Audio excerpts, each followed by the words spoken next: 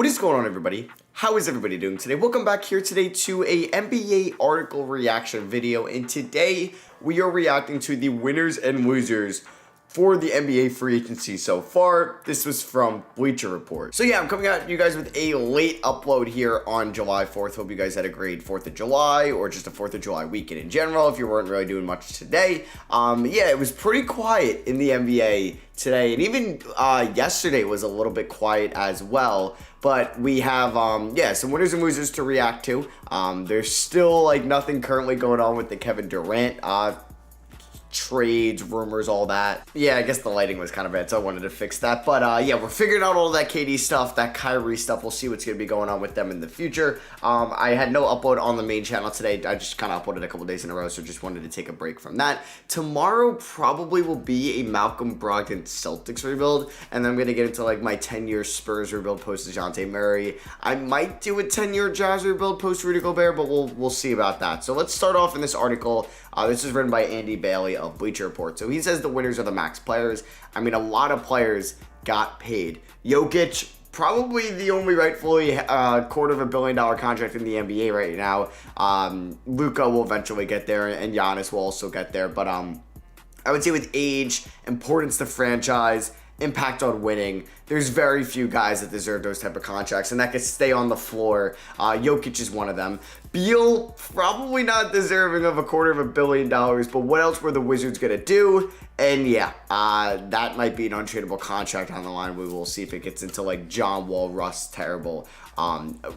Levine got what, $215 mil for 5 years or something like that? Or here we go, actually. So Levine got 5 years, $215 mil. That's a tough one. That is a tough one, but I'd probably do it. Zion for 5, 193. We'll see about that. Garland deserving, Ja deserving, Cat you gotta do, Booker you gotta do. I would say the only one out there that I would be I don't know, is Beal and Zion. Levine, it could question a little bit, but I think it's fine. I think Beal just making that much money is kind of crazy, and Zion, since he didn't play at all last year. Next up, we have a loser, which is the Warriors, who did lose Gary Payton. I forget, did it say where Gary Payton went? Because I think did he go to Toronto? Oh, he went to Portland, okay. And Otto Porter left to Toronto. That will hurt them a little bit, but I mean, they're going to have more minutes to go to Moses Moody next year when hopefully getting him to develop. I'm sure they're going to get somebody else out there.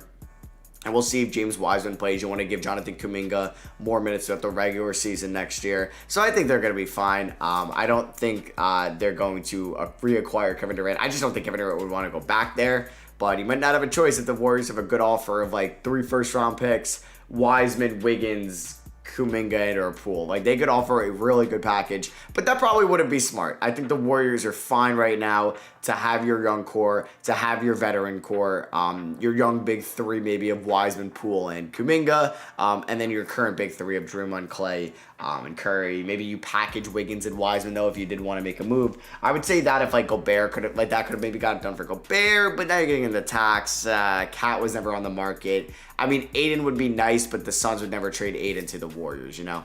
Next up, we have a winner being the Celtics. I agree. I think the Celtics got an absolute steal from Malcolm Brogdon, basically giving up their first-round pick this year, which will be in the mid to late 20s. I think Boston will be good enough throughout the regular season to justify that. Aaron Nesmith, he was already out of the rotation pretty much, I feel in their future plans, and they had to throw some other roster or kind of players in there just to get the matching salary. They also got Danilo Gallinari on waivers, which is nice. I don't think he's going to be making huge impact, but we'll see. How many minutes does that cut into Robert Williams and Al Horford with him getting up there in age? Big Al was up there as well. And then there was one other player included in the trade. It wasn't Tice, right? It was Nesmith. I forget who the other guy was. Did they? Yeah, it doesn't mention it. Okay. But yeah, it was nobody really too important. It was really the first round pick in Nesmith that had the most significance because Nesmith was a former lottery pick. I liked him a lot out of Vanderbilt. I thought he was going to be a really good shooter in the league. Was he Vanderbilt or VCU? Don't quote me on that. I want to say he was Vanderbilt, but he could have been VCU. But either way, I like Malcolm Brogdon for them. Though Brogdon, Smart, Tatum, Brown, and Robert Williams. That's one of the best defensive starting fives in the league. Loser, Mavericks. I agree on this one as well. They are paying so much money outside of Luka Doncic, to just nobody that's in the conversation of a number 2. Davis Bertans, not worth the 15 mil. Dwight Powell, is he worth the 10 plus mil? Maxi Kleber, same thing. Tim Hardaway Jr., 18 mil. Finney Smith, 12 mil. I think I can agree with that. Dinwiddie, 18 mil for what he did last year. I can agree with that. And there's probably even somebody else out there on that team. Like, they just signed JaVale McGee for about 6.5 mil a year. There might be one more player I'm forgetting, but they lost Brunson to the Knicks. They do have Christian Wood now. Who's making what, around 14 mil, something like that. You could justify that being like a good number 2. I kind of keep forgetting they got Christian Wood. I don't know though if this Mavericks team got better this offseason. You could say that they did with Christian Wood, but losing Jalen Brunson will hurt. So we'll see though. I think the Mavericks, I don't know. Like, Luka's been there, and I always said that you should use cap space, get a star next to him, or just try your best to get Beal, try your best to get anybody. I thought maybe go after Gobert, but seeing the price that Gobert went for, definitely smart not to go after him. And, yeah, we'll see how they are without Brunson next year. Like, who's going to step up as that number 2 scoring option? Is it going to be Wood? Is it going to be Hardaway? Is it going to be Dinwiddie? We'll see. Winner, the Knicks. Hey, you don't see that a lot. It's time for there's some fireworks coming out. It is the 4th of July. But the Knicks signed Jalen Brunson to a 4-year deal, 104 mil. I believe it descends in value over time, which is pretty good. And honestly, Brunson's paid just like pretty much relative to where he is in rankings of the position. Like, there's so many other point guards making more money than Jalen Brunson. You have Wall, Westbrook, Curry, Harden when he gets a new deal. I believe Fred VanVleet is making more, if not just right at that amount. John Morant, Darius Garland, Trae Young, that's 9 guys right there. And I know I'm probably forgetting some other ones. De'Aaron Fox, Ben Simmons, depending what position you count him. Kyrie Irving, so that's 11 right there. Luka, depending what position you count him as well. DeJounte Murray is making less, but he's on one of the better contracts in the league. Kyle Lowry's making more money. You get the point. Yeah, you get what I'm getting at there. Because like Brunson, say he's the 13th paid point guard, you'd probably say he's between 13 and 15 in point guards. And apparently he was like the first player to switch teams on a $100 million deal that's never made an All-Star game. I actually don't know about that at all. I don't know if that's true or not, but I'm excited. They brought back Mitchell Robinson. I liked their acquisition of Isaiah Hartenstein. I thought that was pretty under the radar. He could be a massive upgrade over Nerlens Noel and could be a good center for Mitchell Robinson, or when he gets hurt, because he always does. But yeah, I mean, the Brunson contract looks a little bit better than maybe not having that 5th year. I think that 4th year even as a player option. But I'm excited for Brunson. Yeah, don't get me wrong. I wasn't like the biggest fan. I still don't think it puts him anywhere over the hump. But hey, if they're a 6th seed this year and they lose in round 1, it's probably a successful season. So we'll see what happens. Not in 2023, but 2024, which is crazy to say. Winner and loser, the Nuggets. Love the Bruce Brown signing. Love that. Thought that was one of the most value-driven signings this offseason. But why the hell is DeAndre Jordan still on an NBA team? He sucks. He might be the worst player in the league. I would actually go out and say he's the most useless player in the league now. Yeah, I can't believe he played as much in Brooklyn than he did. He got bought out or whatever, got traded to like Detroit, and yeah, I just don't know why. I'd rather have DeMarcus Cousins. Cousins wasn't bad for you last year.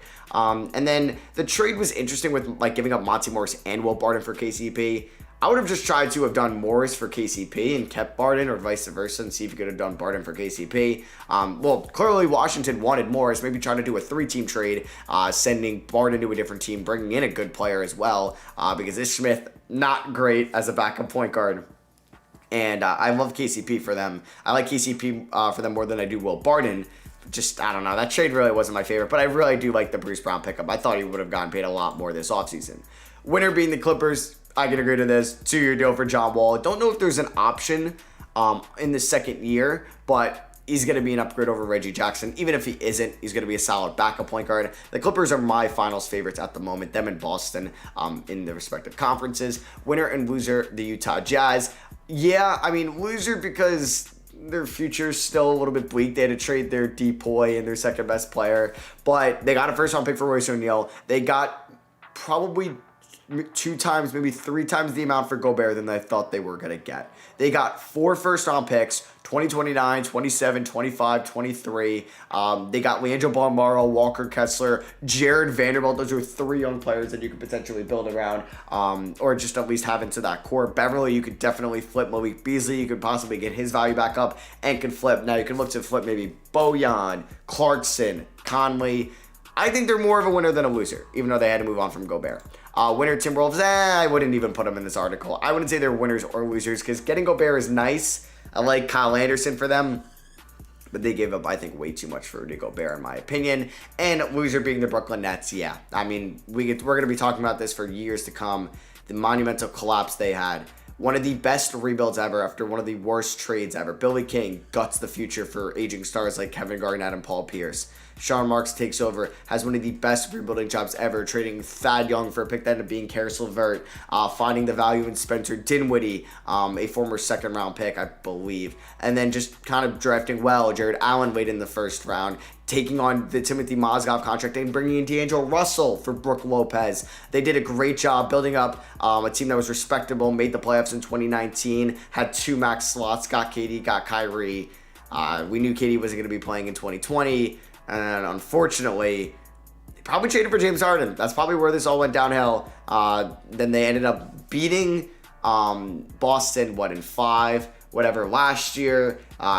Kyrie goes down. Harden was injured. Then they ended up losing to the Bucks in 7. And then this year they got swept by Boston. It really was a giant failure, which sucks because they had one of the best rebuilding jobs ever, I think. But yeah, that's going to be it for me. Hope you guys did enjoy. Drop a like if you did. I love you guys, and I'll catch you on the next one.